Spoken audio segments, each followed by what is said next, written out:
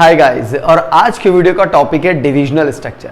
देखिए, divisional structure class 12th की business study के चैप्टर नंबर 5 यानी कि मैनेजमेंट के दूसरे फंक्शन ऑर्गेनाइजिंग के अंदर दिया गया एक डिटेल्ड टॉपिक है। ये टॉपिक एक सब पार्ट है ऑर्गेनाइजेशनल स्ट्रक्चर का, जहां पर दो तरह के ऑर्गेनाइजेशनल स्ट्रक्चर हमें बताए गए हैं। एक है फंक्शनल स्ट्रक्चर और दूसरा है डिविजनल स्ट्रक्चर। फंक्शनल स्ट्रक्चर के ऊपर कुछ दिनों पहले मैंने एक वीडियो बनाई थी, जिसका थंबनेल आपको स्क्रीन पर दिख रहा है और इस वीडियो का लिंक इस वीडियो के डिस्क्रिप्शन में आपको मिल जाएगा। सो अगर आप फंक्शनल स्ट्रक्चर पर अपनी नॉलेज को अपडेट करना चाहते हैं, उस लिंक पे क्लिक करके आप फंक्शनल स्ट्रक्चर की नॉलेज से अपडेट हो सकते हैं। लेकिन इस वीडियो में हम बात करेंगे दूसरे ऑर्गेनाइजेशनल स्ट्रक्चर यानी डिविजनल स्ट्रक्चर की। देखिए, डिविजनल स्ट्रक्चर एक डिटेल्ड टॉपिक है जो एग्जाम में आपको केस स्टडी की फॉर्म में आ सकता है। तो किसी केस स्टडी के क्वेश्चन को पढ़ के आपको ये समझना होगा कि दी गई केस स्टडी फंक्शनल स्ट्रक्चर की है या डिविजनल स्ट्रक्चर की। फिर डिविजनल स्ट्रक्चर की एडवांटेजेस और डिसएडवांटेजेस को आपको उस क्वेश्चन में एक्सप्लेन करके आना होगा। सो एग्जाम में किस तरह से लिखकर आना होगा और किस तरह से आइडेंटिफाई करेंगे, इस वीडियो में समझते हैं डिविजनल स्ट्रक्चर के बारे में। तो देखिए, अगर डिविजनल स्ट्रक्चर की बात करूं तो यहां से शुरुआत की जा सकती है कि डिविजनल स्ट्रक्चर किसी भी ऑर्गेनाइजेशन का एक ऐसा स्ट्रक्चर है जिसे डिवीजन के बेसिस पे ऑर्गेनाइजेशन के अंदर कुछ फ्रेमवर्क्स को बनाया जाता है, उसे ही डिविजनल स्ट्रक्चर कहा जाता है। और जब ऑर्गेनाइजेशन को अलग अलग फंक्शंस के बेसिस पे डिवाइड किया जाता है, उसे फंक्शनल स्ट्रक्चर कहते हैं। तो देखिए, डिविजनल स्ट्रक्चर में जब डिविजन्स बनाए जाते हैं, इसका मतलब ये हुआ कि एक ऐसी ऑर्गेनाइजेशन जो कि एक बड़ी कंपनी हो, बिग ऑर्गेनाइजेशन के अंदर जनरली डिविजनल स्ट्रक्चर को देखा जाता है। बड़ी कंपनियां इस तरह के स्ट्रक्चर को फॉलो करती है, या यूं कहूं तो वो कंपनियां जो मोर देन वन प्रोडक्ट बनाती हैं, more than one category of products में डील करती हैं, जनरली वही कंपनियां डिविजनल स्ट्रक्चर में होती हैं।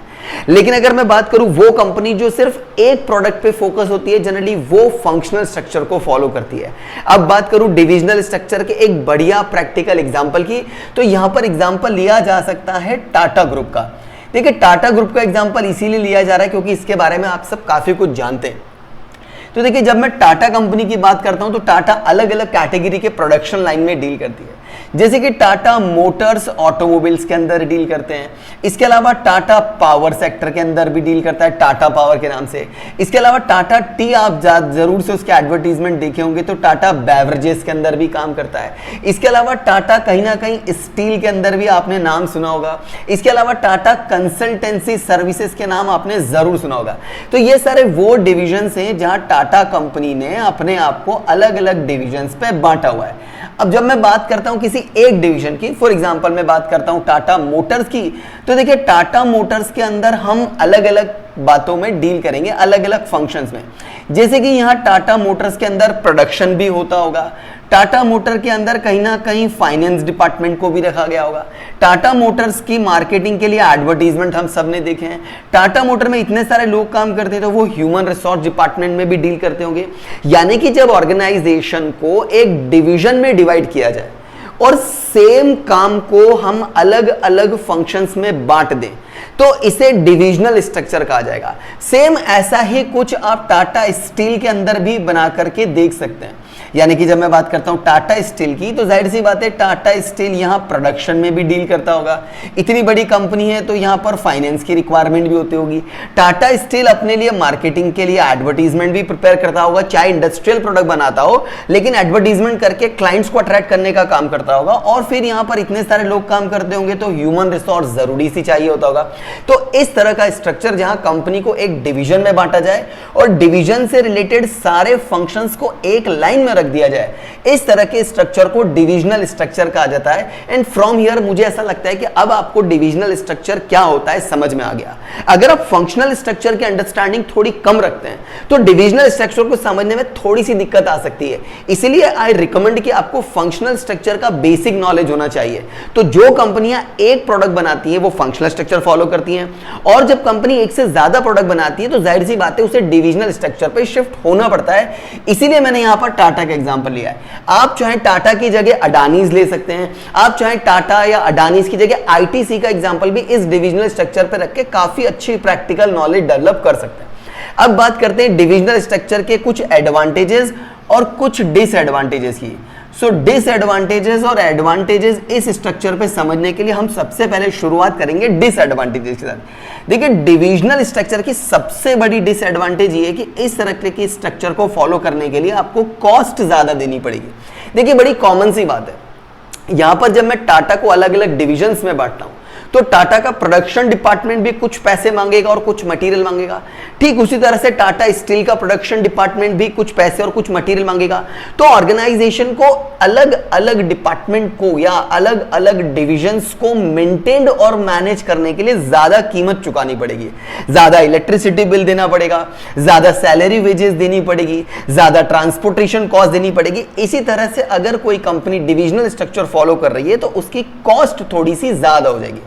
इसके अलावा डिविजनल स्ट्रक्चर की दूसरी डिसएडवांटेज की बात करूं तो यहां पर ऑर्गेनाइजेशन में कॉन्फ्लिक्ट और डेवलप हो जाएगा। देखिए कॉन्फ्लिक्ट डेवलप इसलिए होगा कि यहां यह माना जाएगा कि कंपनी के पास जो रिसोर्सेज है वो रिसोर्सेज लिमिटेड है। यहां बहुत अच्छा एग्जांपल लिया जा सकता है कि मान लीजिए कि टाटा कंपनी के पास इन टोटल में 1 लाख रुपए रखे हुए। अब यहां पर टाटा मोटर्स, क्योंकि आज के जमाने में इंडिया में बहुत अच्छा काम कर रहे हैं, तो टाटा मोटर्स को अपने प्रमोशन और प्रोडक्शन के लिए फंड्स की रिक्वायरमेंट है। ठीक उसी तरह से टाटा स्टील भी इंडिया में बहुत अच्छा काम कर रहे हैं, उन्हें भी अपने प्रमोशन और मार्केटिंग के लिए पैसों की जरूरत है। तो देखिए टाटा के पास पैसे हैं 1 लाख और टाटा मोटर्स को भी पैसों की जरूरत है और टाटा स्टील को भी पैसों की जरूरत है। तो जब डिविजनल स्ट्रक्चर फॉलो किया जाता है तो यहां कॉन्फ्लिक्ट ऑफ रिसोर्सेज आ जाते हैं। अब क्योंकि टाटा मोटर्स भी ज्यादा फंड की डिमांड करेगा और टाटा स्टील भी ज्यादा फंड की डिमांड करेगा और इसी तरह से ऑर्गेनाइजेशन में रिसोर्सेज को लेके कॉन्फ्लिक्ट आ जाते हैं। यहां पर आप रुपीस की जगह मटेरियल की भी बात कर सकते हैं, आप ह्यूमन रिसोर्स की भी बात कर सकते हैं। मान लीजिए ऑर्गेनाइजेशन के अंदर एक बहुत अच्छा इंप्लॉय आया है, जिस इंप्लॉय का स्पेशलाइजेशन अभी काम के दौरान डिसाइड हो रहा था। अब उस इंप्लॉय को किस पर्टिकुलर स्पेशलाइज्ड कैटेगरी में रखा जाएगा, यहां पर भी एक मटेरियल को लेकर के ऑर्गेनाइजेशन में एक बहुत बड़ा कॉन्फ्लिक्ट हो सकता है। बहरहाल ऑर्गेनाइजेशन इन कॉन्फ्लिक्ट से डील करने के लिए मेंटल रिवॉल्यूशन करे या कोई दूसरी टेक्निक लगाए, ये उनका अपना इशू है। अब बात करते हैं डिविजनल स्ट्रक्चर के तीसरे डिसएडवांटेज की। तो यहां पर देखिए ऑर्गेनाइजेशन का जो ऑब्जेक्टिव है, सो इग्नोर ऑर्गेनाइजेशनल ऑब्जेक्टिव। देखिए ऑर्गेनाइजेशन का जो ओवरऑल ऑब्जेक्टिव वो धीरे धीरे क्या हो जाता है, इग्नोर हो जाता है।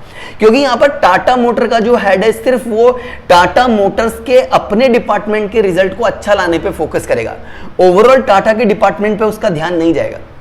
टाटा स्टील अपने ओवरऑल रिजल्ट पे ध्यान देगा, उसी तरह से टाटा पावर अपने ओवरऑल रिजल्ट पे ध्यान देगा। तो धीरे धीरे करते हुए इस तरह के स्ट्रक्चर में डिपार्टमेंटल ऑब्जेक्टिव पे ज्यादा फोकस हो जाएगा और ऑर्गेनाइजेशनल ऑब्जेक्टिव इग्नोर हो जाएगा।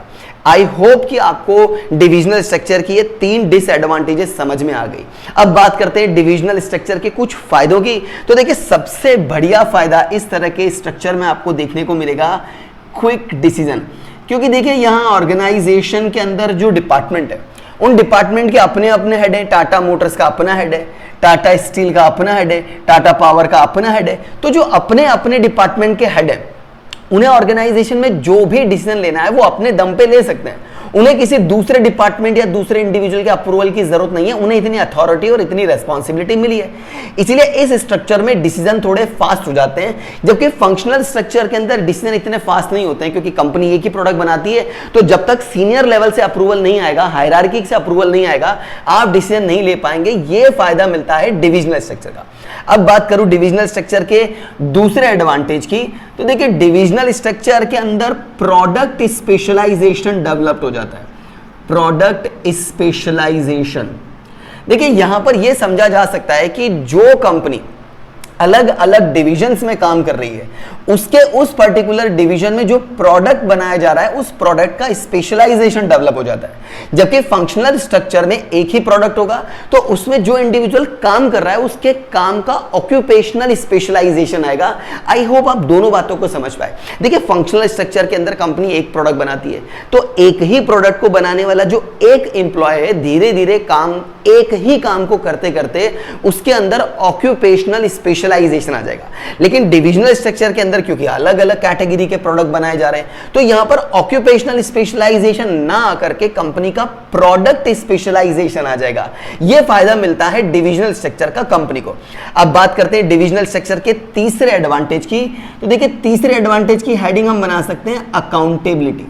देखिए यहां यह कहा जा सकता है कि ऑर्गेनाइजेशन जब अपने स्ट्रक्चर को डिविजन्स में डिवाइड करती है तो ओवरऑल ऑर्गेनाइजेशनल ऑब्जेक्टिव में किस डिपार्टमेंट ने कितना कंट्रीब्यूशन किया है, उस कंट्रीब्यूशन की अकाउंटेबिलिटी को बड़े आसानी से पता लगाया जा सकता है।